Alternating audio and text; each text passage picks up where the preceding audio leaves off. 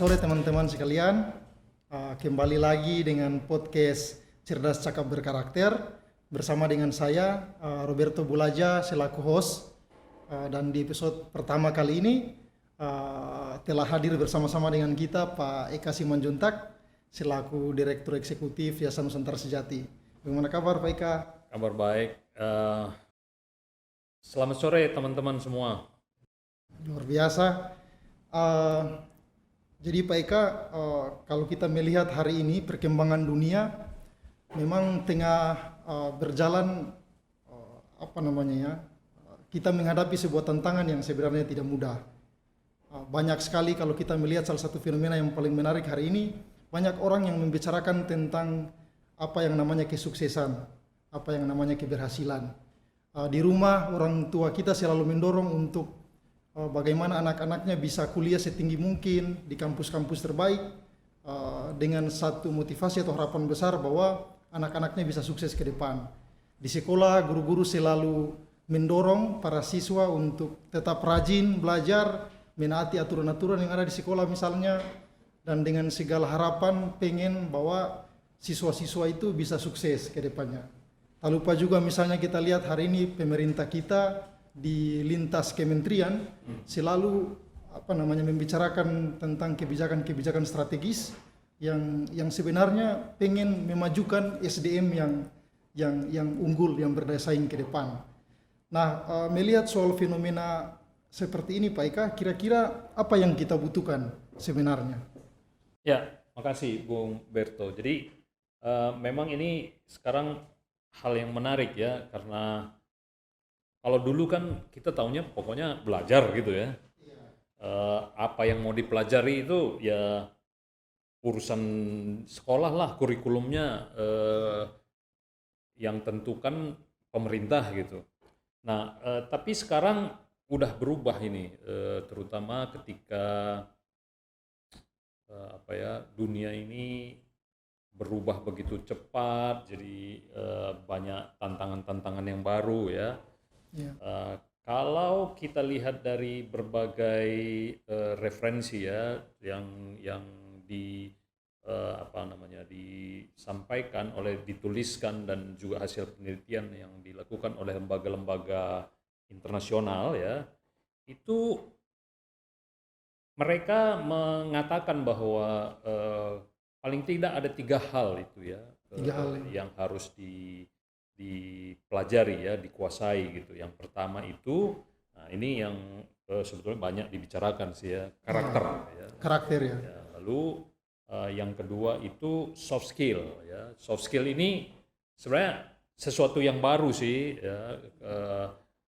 Ada juga yang menyebutkan itu social emotional skill gitu, tapi itu sebetulnya sama dengan soft skill. Tapi ada juga dulu, kalau orang-orang dulu itu bilang ini kurikulum tersembunyi ya, atau kurikulum yang tidak tertulis gitu. Kurikulum yang tidak tertulis. Yang soft skill ini. Lalu yang terakhir itu ya yang selama ini ada dipelajari di sekolah-sekolah ya, di kampus-kampus, yaitu hard skill ya, yang lebih kepada kemampuan akademik ya. Nah, 3 itu yang dianggap penting ya. Kalau kita atau seseorang ingin sukses di dalam hidup dan karirnya, dia harus punya karakter yang baik, soft skill yang memadai lah ya. Yang ketiga itu adalah hard skill yang mumpuni gitu. Kurang lebih begitu ya. Jadi bisa kita bilang ini 3 faktor utama lah ya, atau 3 kata kunci bisa dibilang kayak gitu untuk mencapai yang namanya keberhasilan atau kesuksesan itu sendiri. Nah, lalu apa bedanya sebenarnya dari 3 faktor ini? Ya. Apa itu karakter, apa itu soft skill, dan apa itu hard skill? Ya, ini menarik ya, karena sebenarnya belum banyak orang yang bisa membedakannya. Ini saya mau menggunakan analogi pohon. Oh iya, analogi ya. Jadi kan kita semua tahu lah ya pohon ya. Pohon itu kan terdiri dari akar, batang, ranting, daun, dan buah gitu. Dan buah ya. Nah, untuk menghasilkan buah yang bagus ya, buahnya manis gitu ya, besar, itu yang pertama dia harus punya akar yang kuat. Akar yang Nah, kuat. akar yang kuat inilah yang kita sebut dengan karakter ya. Jadi karakter itu menjadi fondasi gitu. Lalu setelah akarnya baik, yang kemudian kedua juga itu batangnya harus sehat kan. Nah, dan ranting-rantingnya. Nah, itulah soft skill gitu. Nah, daunnya itu ya hijau ya banyak itu hard skill gitu. Jadi perpaduan tiga-tiganya karakter itu dengan soft skill ya dengan hard skill itu itulah yang paling menentukan gitu. Paling menentukan ya. Menentukan ya. Iya. Jadi ini juga menarik ya soft skill ini belum lama ini dianggap penting ya. Tapi walaupun dia tidak apa ya baru saja dibicarakan oleh banyak orang ya, sebetulnya dia justru sangat penting ya. Bahkan dianggap soft skill itu lebih penting dari hard skill. Soft skillnya Ya, lebih penting ya. Ya. itu artinya begini, kalau soft skillnya itu sudah bagus, orang sudah punya soft skill yang bagus ya, itu hard skillnya itu akan lebih mudah gitu dikuasai gitu. Iya. Jadi eh, semacam pondasi lah gitu ya untuk bisa memiliki hard skill yang mumpuni itu lebih gampang kalau sudah memiliki soft skill. Soft skill. Ya. Jadi soft skill ini bisa dibilang apa namanya penopang utama lah ya untuk hard skill seseorang. Nah, kira-kira kalau katakanlah dari skema pohon ini, bagaimana karakter itu bisa diposisikan di akar? Apakah nilai-nilai yang ditunjukkan di sini, nilai-nilai moral itu sebagai asupan atau nutrisi dalam pembentukan karakter seseorang, lalu memuncul apa? Memuncak pada soft skill seperti itu, lalu pembentukan pada hard skill? Ya, jadi ini karakter itu kan bisa dilihat dari perilaku seseorang ya, sikap dan perilakunya gitu. Iya. Yang disebutkan karakter itu sebetulnya kan perilaku sikap baik yang itu semacam gini ya, itu otomatis selalu terjadi gitu kalau dia sudah menjadi karakter ya. Karakter ya. Karakter. Jadi karakter itu sendiri dibentuk dari berbagai apa ya kesadaran moral sebetulnya. Kesadaran moral Di ya. sini di gambar ini misalnya ada keadilan, rasa hormat, toleransi, kebaikan, kontrol diri, hati nurani, empati dan tanggung jawab gitu ya. Itu nilai-nilai yang berlaku universal yang membentuk karakter ya. Nah, karakter ini sendiri kan bukan satu ya. Karakter ini ada beberapa karakter. Beberapa nilai yang kemudian Ya, jadi karakter misalnya contoh gini. Ada karakter sekarang itu yang salah satu yang dianggap sangat berpengaruh itu kan grit ya kalau istilahnya itu adalah kurang lebih itu apa namanya daya juang gitu ya. daya juang. Daya juang ya tidak mudah menyerah gitu. Nah, daya juang dan tidak mudah menyerah ini itu didasari oleh nilai-nilai moral ya. Misalnya rasa tanggung jawab gitu. Ya, jadi orang itu karena dia punya tanggung jawab yang besar untuk apa ya? Setiap orang itu kan punya cita-cita, tanggung jawab gitu ya di dalam cita-cita pengen menjadi apa gitu ya. Sehingga untuk mencapai itu dia butuh kerja keras gitu. Dia nggak mudah menyerah ya. Dia sebagai orang yang bertanggung jawab itu. Lalu yang lain misalnya karakter itu misalnya berintegritas gitu ya. Berintegritas itu kan berarti dia harus punya empati, empati, harus punya hati nurani, harus punya kontrol diri. kontrol diri ya. Ya. Dan juga mungkin ada beberapa yang lain ya, keadilan gitu. Nah, nilai-nilai moral inilah yang kemudian membentuk karakter itu. ya. Ya, misalnya kalau integritas itu kan salah satu misalnya yang kita ambil yang umum ya, tidak korupsi misalnya. tidak korupsi itu kan orang yang punya empati, Iya. ya, bahwa dia juga peduli pada orang-orang lain yang lebih susah. Lalu dia harus punya hati nurani gitu. Punya hati Bagaimana nurani ya. dia hidup berkelebihan sementara ada orang lain di sekelilingnya yang hidup susah. dengan kekurangan gitu ya. Lalu kemudian dengan adanya empati, hati nurani itu kemudian dia berusaha untuk mengontrol dirinya gitu. Mengontrol diri ya. Ya. Gitu. Jadi masing-masing karakter yang dibentuk itu pasti ada nilai-nilai moral Nilai-nilai, yang membentuknya iya. gitu, sehingga orang punya karakter. Itu kalau yang karakter ya. Lalu soft skill. Soft skill. Nah, soft skill ini beda lagi dengan karakter. Kalau karakter tadi itu kan dia punya komitmen gitu ya. Misalnya dia mau menjadi orang yang jujur gitu. Iya. Nah, dia berkomitmen untuk jadi jujur, lalu dia menerapkannya gitu. Ya. Nah, tapi kalau soft skill lain. Soft skill itu keterampilan yang harus punya dasar. Tidak bisa orang misalnya, kita ambil contoh ya, soft skill itu kan contoh-contohnya itu misalnya critical thinking, Iya. ya itu soft skill, kreatif, ya kreativitas ya, lalu Berkomunikasi, kemandirian, ya. ya kemampuan berkomunikasi, berkolaborasi, lalu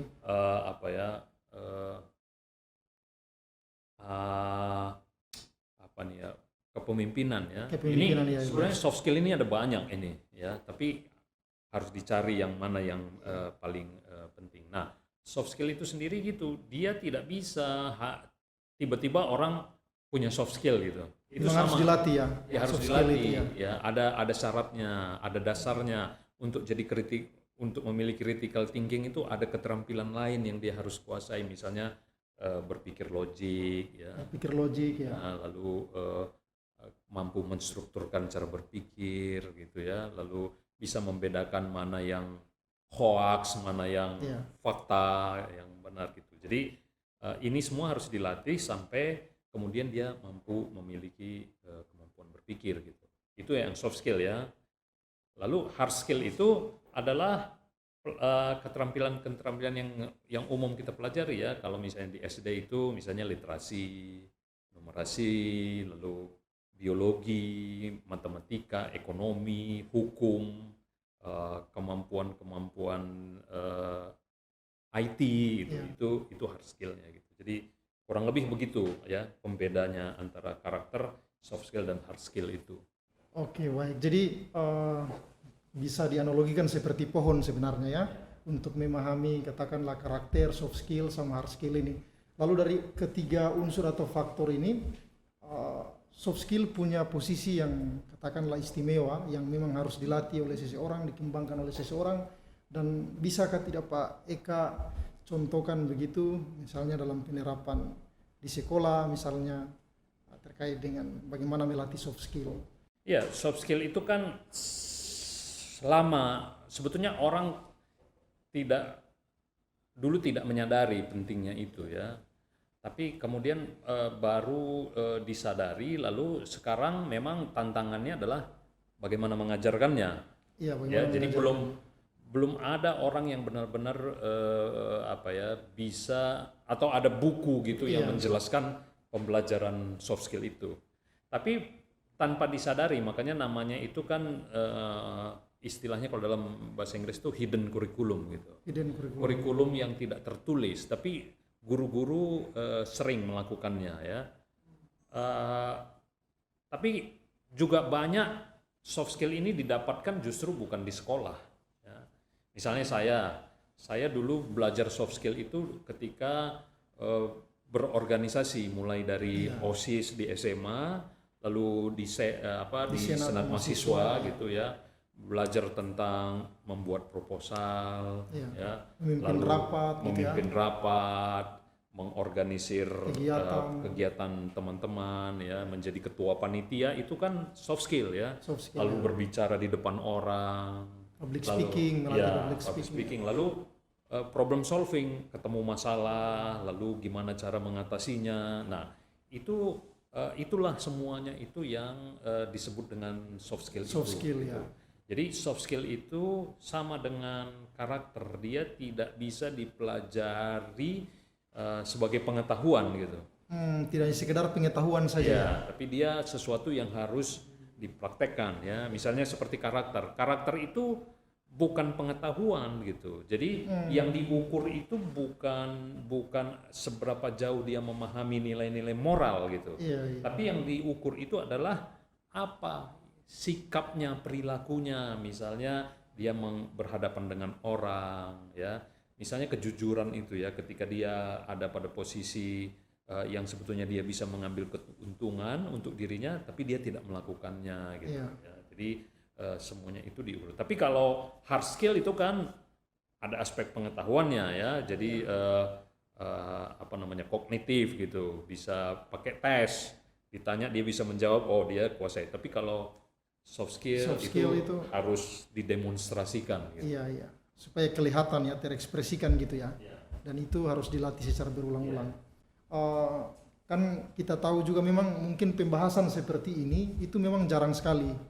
Nah sementara katakanlah harapan-harapan dari orang tua, dari sekolah, termasuk pemerintah kita itu berharap besar bahwa sumber daya manusia di Indonesia ini bisa unggul, bisa terberdaya, dan suatu saat apa yang menjadi harapan mengenai memajukan semua lini kehidupan kita ini bisa tercapai seperti itu Pak Eka.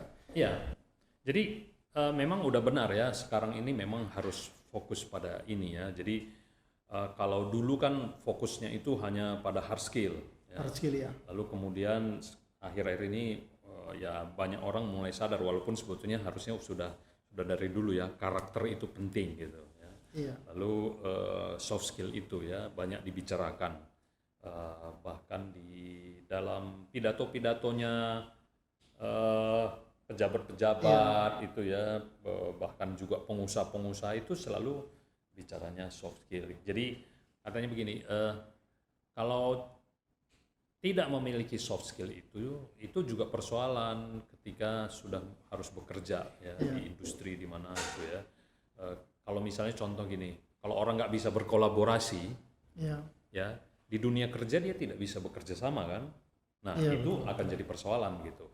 Walaupun dia pintar, walaupun dari hard skill-nya dia sangat pintar, tapi tidak bisa berkolaborasi, tidak bisa berkomunikasi, ya, tidak mampu melakukan problem solving gitu. Nah itu akan jadi satu permasalahan tersendiri ya, persoalan tersendiri ya. Misalnya juga soft skill ini kan disebut dengan itu ya, apa namanya sosial emosional skill gitu ya, keterampilan sosial emosional itu juga penting. Misalnya bagaimana orang mengontrol emosi gitu ya. Sekarang anak-anak itu mulai diajarkan bagaimana dia berhubungan dengan orang lain, tidak mudah tersinggung, tidak emosi, saling menghormati gitu ya. Jadi hal-hal ini yang dianggap penting. Nah itu tantangannya sekarang bagi sekolah-sekolah itu, karena ini mengajarkan atau mengembangkan keterampilan ini itu caranya berbeda-beda.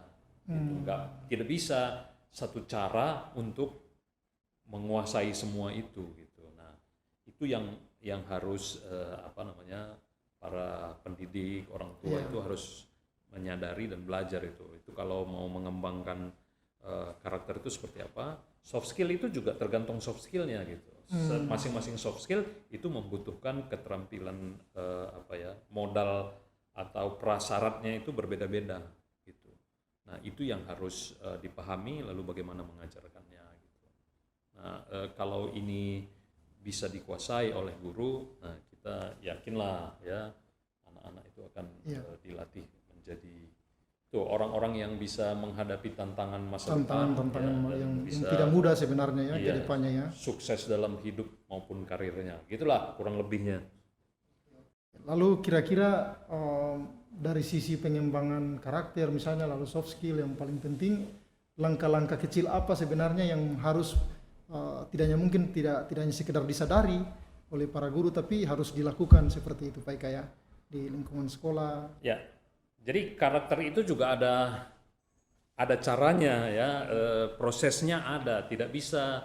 Jadi selama ini begini kan, kurikulum kita, karakter itu kan lebih banyak orang dinasehati, diceramahi kan. Iya, dinasehati. Nah tapi ternyata itu kalau orang hanya diceramahi ya kamu harus baik, kamu harus jujur, itu kan hanya pengetahuan. Ya, hanya sekedar di pengetahuan Iya. saja ya. Jadi itu yang faktanya adalah semua orang tahu misalnya ya, misalnya kalau siswa-siswa semua tahu bahwa menyontek itu Tidak baik. jelek dan tidak baik. Iya. Tapi kan tetap melakukan gitu. Sama juga dengan korupsi juga gitu kan. Siapa yang tidak tahu bahwa korupsi itu buruk? Tapi orang tetap korupsi. Semuanya tahu bahwa korupsi itu Iya. buruk ya. Atau yang sederhana lah, ya berkendaraan naik motor itu kan peraturannya harus pakai helm. Tapi faktanya banyak, karena mereka tahu, tapi hanya sekedar pengetahuan gitu. Tapi yang penting lagi dari karakter itu adalah selain pengetahuan, dia anak atau setiap orang itu harus memiliki motivasi untuk melakukannya. Jadi motivasi dulu, kenapa dia harus melakukan? Ya, apa manfaatnya melakukan itu? Lalu sesudah itu melakukan. Nah, melakukan ini pun ada caranya ya, dirancang ya, lingkungannya dikondisikan supaya kemudian dia melakukannya gitu. Nah, setelah itu kalau dia sudah melakukannya, kemudian orang itu harus dibantu untuk merasakan manfaatnya gitu ya. Apa manfaat yang dia rasakan, lalu bisa juga perasaannya gitu ya setelah melakukan hal-hal baik itu gitu. Jadi itu yang penting. Jadi di sekolah itu jangan hanya guru menghimbau, menceramahi, tapi ada langkah-langkahnya. Tapi nanti itu kita bicara lebih spesifik lagi nanti di itu ya. podcast yang berikutnya. Podcast berikutnya. Ya, ini kemungkinan menjadi satu hal yang selama ini belum pernah dibicarakan, karena tadi yang disebutkan oleh Pak Eka tadi bahwa ini bisa dibilang menjadi hidden kurikulum atau kurikulum tersembunyi yang mungkin sampai saat ini belum dibakukan seperti itu dan diterapkan di sekolah-sekolah. Dan tentu kalau melihat soal skema pohon karakter ini, wah ini satu alur pikir yang bagi saya ini sangat penting begitu untuk disadari oleh para guru, dan tadi oleh Pak Eka tidak hanya sekedar disadari saja, tapi bagaimana memunculkan motivasi lalu melakukan dan ada manfaat di balik itu. Kira-kira kalau dikaitkan dengan soal keberhasilan tadi dan tantangan-tantangan untuk bagi kita ke depan, Pak Eka, apa yang bisa kita lakukan misalnya dari hal-hal kecil misalnya, atau langkah-langkah yang bisa kita tempuh di sekolah gitu. Ya itu misalnya ini ya, gambar ini karakter ya, akar ya. Karakter itu dianggap akar. Akar itu kan gini, kalau akarnya kuat pasti pohonnya kuat. Ya. Tapi kalau akarnya lemah, keropos, itu satu saat pohonnya tumbang gitu. Dia tidak bisa menopang ya. Batang dan jadi salah satu karakter itu misalnya itu kan tidak mudah menyerah. Ya.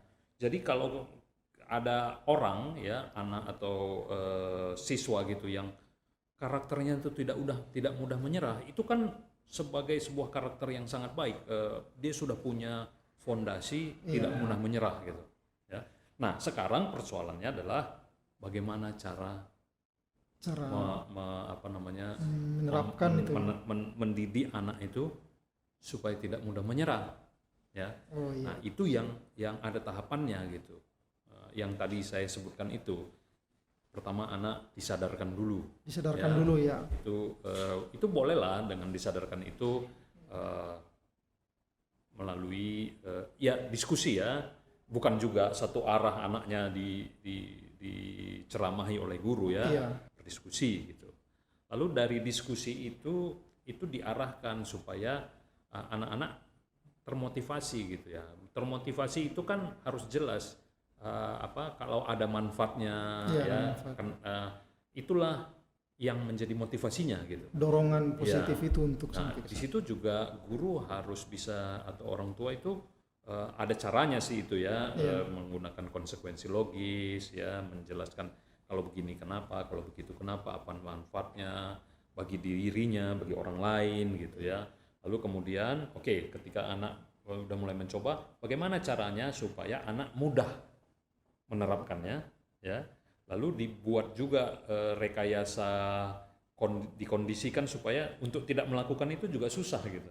Iya, Jadi anak itu teringat, oh ya dia melakukan gitu ya. terdorong Ya, kayak gitu ya. lalu kemudian Dilakukan. reward itu juga diberi penghargaan, diberi penguatan, apresiasi. dan betul-betul anak itu bisa tidak reward itu bukan sesuatu yang sifatnya hanya fisik atau sesuatu yang iming-iming hadiah, bukan gitu, tapi perasaannya yang misalnya setelah melakukan itu dia menjadi perasaannya itu menjadi lebih senang, ya, bahagia, lalu bangga terhadap kebanggaan dirinya tersendiri. gitu ya. Itu hal-hal yang harus kita kembangkan lah. Oke, baik. Ini pertanyaan terakhir mungkin Pak Eka.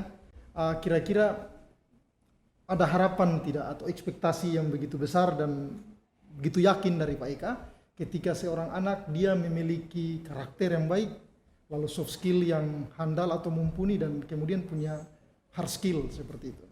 Ya, sebetulnya bukan hanya saya ya, ada banyak ahli-ahli yang bicara tentang ini ya. Kalau mau dilihat sekarang ini kan ada Thomas Licona. Ya, Thomas Licona. Itu banyak dibaca ya sekarang, apalagi sudah ada terjemahan bahasa Indonesianya, itu banyak hal yang menarik ya, hasil penelitiannya selama menerapkan karakter.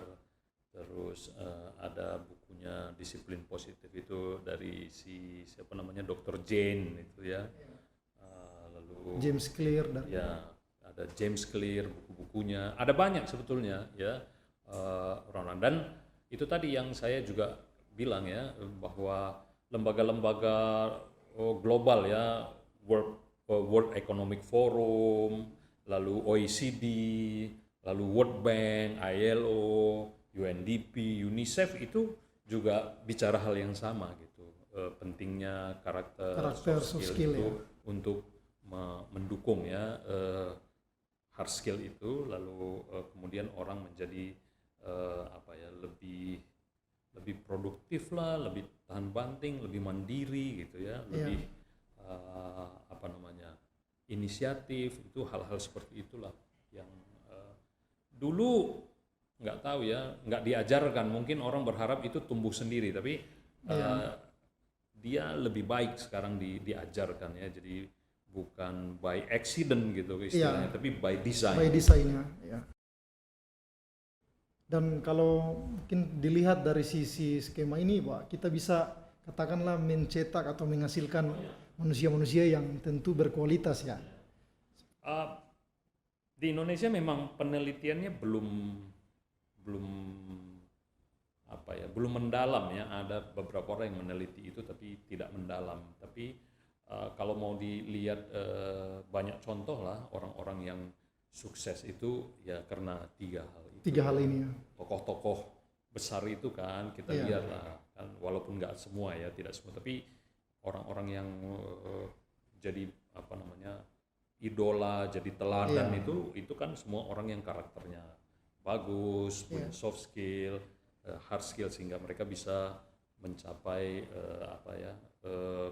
posisi puncak di bidang karirnya masing-masing. Ada yang jadi presiden, ada yang jadi menteri, ada yang jadi presiden direktur, ya macam-macam ya. Tapi itu semua kalau dilihat itu orang-orang yang memiliki tiga hal itu.